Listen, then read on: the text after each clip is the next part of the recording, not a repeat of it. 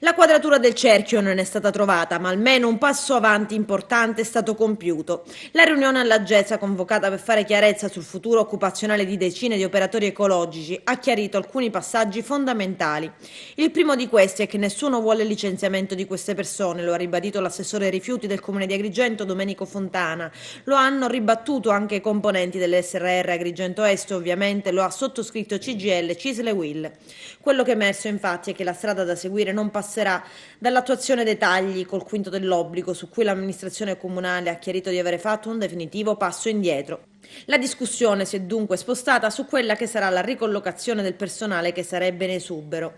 Esclusa dai sindacati la possibilità di mandare queste persone a Licata, come era stato precedentemente paventato, a causa dei disagi e dei costi che si avrebbero, si è deciso di chiedere ai comuni vincitori della stessa SRR come Aragona, Porto Empedocle e Siculiana di far conoscere il numero esatto del personale che servirebbe loro in modo da impegnarlo laddove necessario.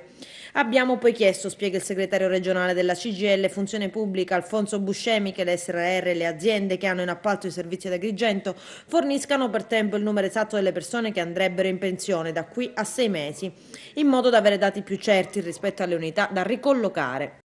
Sul tavolo anche il futuro del servizio stesso, visto che l'attuale appalto è ormai addirittura d'arrivo. Prima del 23 luglio prossimo, infatti, occorrerà fare chiarezza su come si andrà avanti.